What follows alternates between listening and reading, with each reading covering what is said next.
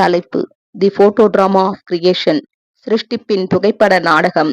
பக்கம் 76.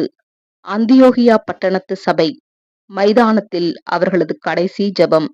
இரத்த சாட்சிகள் மிருகங்களுக்கு இரையாக்கப்படுதல், சிங்கங்களை மீண்டும் கூண்டுக்குள் விரட்டுதல். படிப்படியாக நற்செய்தியானது புறஜாதியினரிடையே சில கேட்கக்கூடிய காதுள்ளவர்களை கண்டடைந்தது.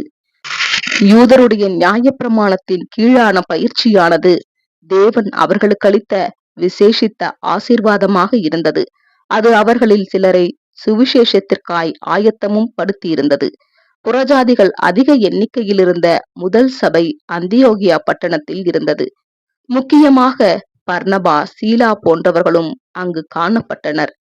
பின்னர் பரிசுத்த பவுலும் அவர்களுடன் சேர்ந்து கொண்டார். அந்தியோகியாவில்தான் இயேசுவின் பின்னடியார்கள் முதலில் கிறிஸ்தவர்கள் என்று அழைக்கப்பட்டனர். அநேக கிறிஸ்தவர்கள் இதை தவிர வேறு எந்த பெயரையும் ஏற்றுக்கொள்ள விரும்பவில்லை.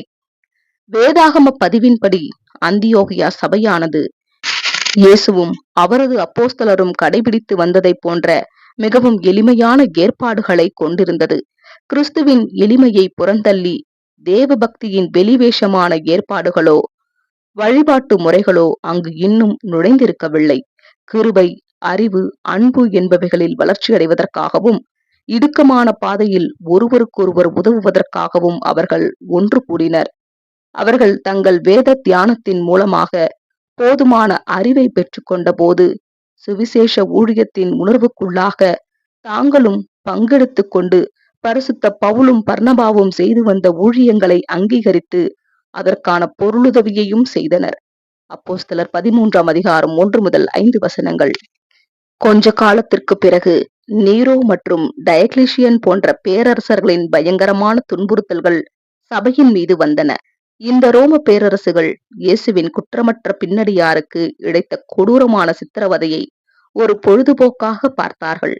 மேலும் அப்படி செய்வதில் மன நிம்மதியும் அடைந்தார்கள்.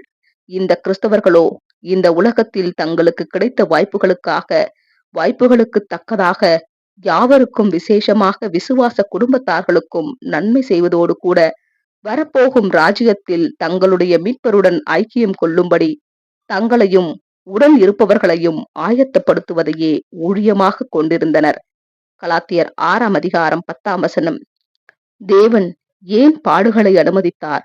இயேசுவை போலவே அவருடைய பின்னடியாருக்கும் தேவனுக்கும் விசுவாசமாகவும் நேர்மையாகவும் இருப்பதை நிரூபிப்பதற்கான பரீட்சைகளும் தங்களுடைய நற்குணங்களை வளர்த்தி கொண்டு அதில் உறுதிப்படுத்துவதற்கான பரீட்சைகளும் அவசியமாய் இருக்கின்றன என்பதே இதற்கான பதிலாகும். இது இயேசுவின் பாடுகளுக்கும் சிலுவை மரணத்திற்கும் தொடர்புடையதாக இருக்கின்றன. ஆகவே இயேசு மனுஷகுமாரன் பாடுகளின் வழியாய் தமது மகிமைக்குள் பிரவேசிக்க வேண்டி இருக்கிறது என்று சொல்வதின் மூலமாக இதனை விளக்குகின்றார். தெரிந்து கொள்ளப்பட்டவர்களும் அவரது அடிச்சுவடுகளை பின்பற்றி அதில் நடக்கிறார்கள். ஆமேன்.